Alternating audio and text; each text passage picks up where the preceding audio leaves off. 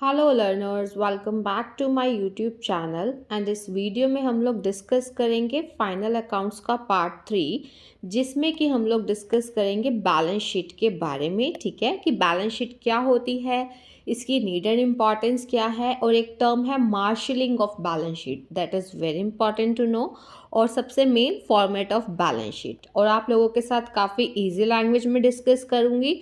इससे पहले part 1 and part 2 हमारे ऑलरेडी डिस्कस हो चुके हैं, वो आपको फाइनेंशियल अकाउंटिंग की प्लेलिस्ट में मिल जाएंगे। ओके, एंड मैं आप लोगों के साथ काफ़ी इजी लैंग्वेज में डिस्कस करूँगी ताकि आपके कॉन्सेप्ट्स अच्छे से क्लियर हो जाएं। और पहले आपको पार्ट 1 एंड पार्ट 2 ज़रूर देखना है, वो आप लोगों के लिए इस वीडियो के लिए बेस का काम करेगा।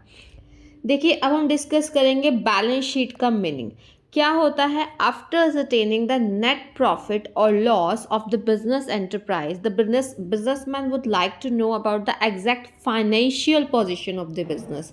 जैसे ही आप वर्ड आपके माइंड में आएगा फाइनेंशियल पोजीशन, तो उस टाइम आपको इससे लिंक करना है। किससे लिंक करना है? Balance sheet. क्योंकि आपसे पूछा जा सकता है कि कौन सी फाइनेंशियल स्टेटमेंट से हमें financial position of the business पता चलता है, तो वो है हमारा बैलेंस शीट। ठीक है, इसलिए मैंने इसे हाईलाइट किया है। For this purpose, a statement is prepared which contains all the assets and liabilities of the business enterprise। यानी कि जो भी हमारे assets and liabilities है वो कहाँ दिखाए जाते हैं? हमारी बैलेंस शीट में। ओके, देखो, the statement so prepared is called a balance sheet. अब हम ये जो स्टेटमेंट बना रहे हैं इसको हम बैलेंस शीट ही क्यों कह रहे हैं? क्योंकि जो भी हमारे which is because it is a sheet of balances of the ledger accounts which are still open after the transfer of all the nominal accounts to the trading and P&L account। होता क्या है, मैंने आपको बताया था, जैसे हमारी step होते हैं proper, journal, ledger, trial balance, ये सब होते हैं। ठीक है, अब क्या है, ट्रेडिंग एंड P&L अकाउंट में जो बैलेंसेस चले गए हैं उसके बाद, यानी कि कुछ बैलेंसेस ऐसे हैं which are still open after the transfer of all the accounts to the all trading of all the nominal. जब हम नॉमिनल यानी कि expenses, losses, income and gains की बात करते हैं वो तो इनमें आ गया। अब जो हमारे पर्सनल और रियल अकाउंट्स है, पर्सनल क्या होता है? Debit the receiver, credit the giver. Real accounts, debit what comes in, credit what goes out. तो ये जो है हमारे एसेट्स एंड लाइबिलिटीज में आता है। तो आपने ध्यान रखना है हमेशा कि जो आपसे अगर पूछा जाए तो रियल और पर्सनल अकाउंट्स कहाँ आ रहे हैं, वो हमारी बैलेंस शीट में आ रहे हैं। लाइबिलिटीज जनरली हम लेफ्ट हैंड साइड पे शो करते हैं और एसेट्स को हम लोग राइट हैंड साइड पे शो करते हैं। ठीक है, अब हम बात करते हैं डेफिनेशन की। According to J.R. Butterly boy, क्या है? A balance sheet is a statement prepared with a view to measure the exact financial position of a business on a certain fixed date। एक चीज़ ध्यान रखनी है हमेशा, मैं भी आपको फॉर्मेट भी करवाऊंगी बैलेंस शीट का। हम लिखते हैं balance sheet as on. As on का मतलब एक पर्टिकुलर डेट की यहाँ पे बात हो रही है। ठीक है, जबकि अगर मैं बात करूं P&L अकाउंट और ट्रेडिंग अकाउंट, उनके हम लिखते थे फॉर द ईयर एंड, एक पर्टिकुलर ईयर के लिए, और ये एज ओन उसी डेट पे। ठीक है, अब हम बात करेंगे need and importance of balance sheet. तो सबसे जो मेन पर्पज है हमारा बैलेंस शीट को प्रिपेयर करने का, वो क्या है? To ascertain the true financial position of the business at a particular point of time. ठीक है, दूसरा क्या है? It helps in ascertaining the nature and cost of various assets of the business. क्योंकि जैसा कि मैंने आपको बताया, हमारी बैलेंस शीट में एसेट्स और लाइबिलिटीज आती हैं, तो बहुत सारी एसेट्स हैं like closing stock, amount owing from debtors, amount of fictitious assets. ठीक है, ये सब चीज़ें। और क्या है? It helps in determining the nature and amount of various liabilities. As you all know, assets का हमें पता चलता है तो in the same way liabilities का भी पता चलेगा। And it also gives information about the exact amount of capital at the end of current year, at the end of the year, कि मतलब लास्ट में हमारे पास कितनी कैपिटल बची, एंड द एडिशन और deduction made into it in the current year.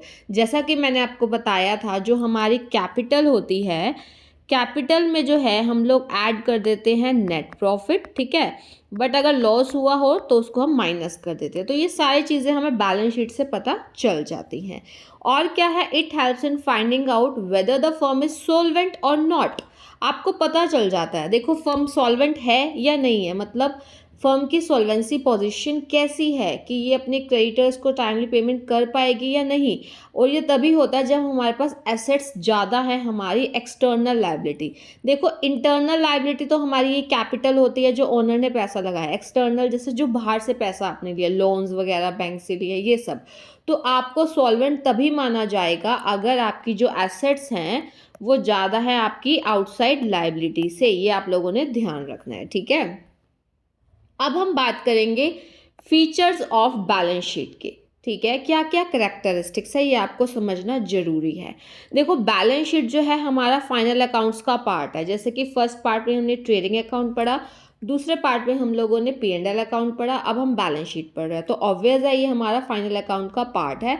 This is the reason that the trading and P&L account and the balance sheet are together called final accounts या financial statements भी हमारी होती हैं। However, the balance sheet is a statement and not an account। ये सबसे main चीज़ है आपको ध्यान रखने की, जो बैलेंस शीट है वो स्टेटमेंट है, अकाउंट नहीं है। अकाउंट तो आप टी शेप में ऐसे बना रहे हैं, उसमें एक साइड डेबिट लिखते हैं, एक साइड क्रेडिट लिखते हैं, ठीक है, और जैसे टू वर्ड ऐड करते हैं बाय, बट इसमें ऐसा कुछ नहीं है। However, the balance sheet is a statement not an account. It has no debit or credit side and as such अगर debit और credit side नहीं है so the words to and by are not used before the names of the accounts written therein। ये चीज़ आप लोगों ने ध्यान रखनी है। दूसरा फीचर क्या है, जो बैलेंस शीट है वो समरी है हमारे पर्सनल और रियल अकाउंट्स की, ठीक है। मैंने आपको बताया था कि जो personal and real accounts which are still open and have not been closed by transfer to the trading and P&L account, यानी कि अभी हमने ट्रेडिंग एंड P&L में नहीं डाले हैं ना जो चीज़ें, ठीक है, like personal and real accounts, तो उसी की समरी है। डेबिट बैलेंस है जितने भी पर्सनल और रियल अकाउंट्स के, वो हम राइट हैंड साइड पे डालते हैं क्योंकि वो हमारी एसेट्स होती है। ध्यान रखना, राइट हैंड साइड पे जो डेबिट बैलेंस है P&L पर्सनल और रियल अकाउंट्स के, that is personal and real accounts की बात कर रही हूँ, वो हमारे एसेट साइड में जाते हैं। जबकि जो क्रेडिट बैलेंस है वो लेफ्ट हैंड साइड यानी कि लायबिलिटी साइड में डाले जाते हैं, ठीक है। और क्या फीचर है, सबसे important cheese, the total of two sides of the balance sheet must be equal। if the totals are not equal then there will be an error somewhere। आप देखते हैं कि यहाँ पे जो हमारी लाइबिलिटी साइड है और यहाँ पे जो हमारी एसेट साइड है उसका जो टोटल है वो हमारा इक्वल होना चाहिए। अगर ऐसा नहीं है तो यहाँ पे कोई ना कोई हमारी एरर है, ये चीज़ ध्यान रखनी है, ठीक है। दूसरा देखिए क्या है feature, balance sheet is prepared on a particular date and not for a fix period. जैसा कि मैंने आपको बताया कि बैलेंस शीट को एक पर्टिकुलर डेट पे बनाया जाता है, एक फिक्स्ड पीरियड के लिए नहीं, ठीक है।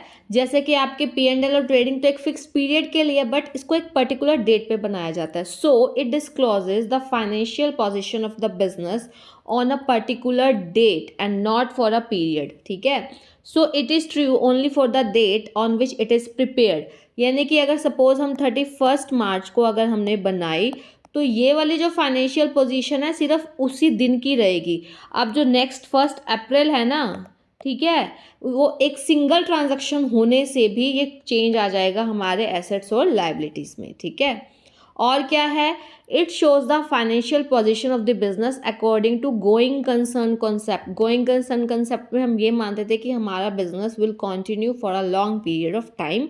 तो जो अकाउंटिंग कॉन्सेप्ट्स एंड कन्वेंशंस हैं उनकी मैंने डिटेल्ड वीडियोस बनाई हुई हैं, वहाँ पे आपको मैंने अच्छे से डिस्कस किया है। अब हम पढ़ेंगे grouping and marshalling of assets and liabilities in the balance sheet. पहले तो हम इन दोनों टर्म्स का मीनिंग क्लियर करते हैं। देखो, the assets and liabilities are shown in the balance sheet are properly grouped and presented in a particular order. सबसे पहले हम ग्रुपिंग की अगर बात करें, the grouping means showing the items of similar nature under a common heading, यानी कि जो सेम नेचर की है मतलब जितनी भी आइटम्स उनको एक कॉमन हेडिंग में दिखा रहे हैं हम बैलेंस शीट में, तो दैट विल बी आवर, क्या होगा ये हमारा ग्रुपिंग, ठीक है। For example, the amount owing from various customers will be shown under the heading sundry debtors, बहुत सारे कस्टमर हो सकते हैं अलग अलग ABCD, ठीक है, एंड सो ऑन, तो हम उनको एक ही हेडिंग में दिखा रहे हैं, that is sundry debtors. Similarly under the heading current assets the balance of cash, bank, debtor, stock ये दिखाया जाता है, ठीक है। अब हम बात करते हैं मार्शलिंग टर्म की। मार्शलिंग होता है is the arrangement of various assets and liabilities in proper order, कि हम किस ऑर्डर में अरेंज कर रहे हैं, ठीक है। सो मार्शलिंग को हम 2 वेज में कर सकते हैं। तो ग्रुपिंग का मतलब सेम टाइप की आइटम्स को एक सेम हेडिंग में रखना। मार्शलिंग का मतलब हम अरेंज करेंगे एसेट्स और लायबिलिटीज़ को एक प्रॉपर ऑर्डर में, और वो हम 2 तरीके से कर सकते हैं। सबसे पहले है in the order of liquidity. In the order of liquidity में क्या होता है, an asset which is most easily convertible into cash such as cash in hand is written first, and then will follow those assets which are comparatively less easily convertible.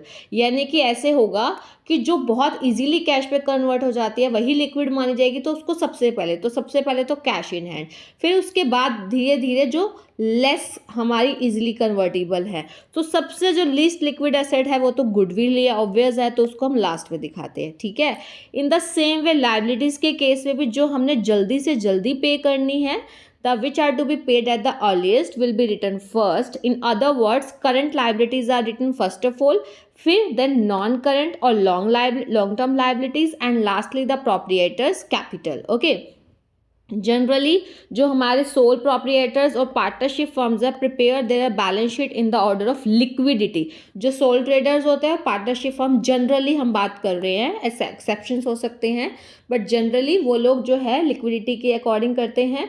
सो आपको pro forma या जो format मैंने आपको करवाना है main ये है, देखिए बैलेंस शीट एज एट, मैंने बोला था ना एक पर्टिकुलर डेट पे, यहाँ पे लाइबिलिटीज लिखेंगे, यहाँ अमाउंट, यानी कि लेफ्ट साइड में आपकी लाइबिलिटीज आएंगी और राइट साइड में आपका अमाउंट आएगा, ठीक, सॉरी एसेट्स आएंगी, ठीक है। अब क्या होगा, सबसे पहले current liabilities like bank overdraft, bills payable, sundry creditors, outstanding expenses, unearned income. Unearned income मतलब क्या है, ये भी आपकी लाइबिलिटी है जो अभी अर्न तो नहीं की, ड्यू नहीं हो आपके लिए, बट आपने उसको रिसीव कर लिया, ठीक है।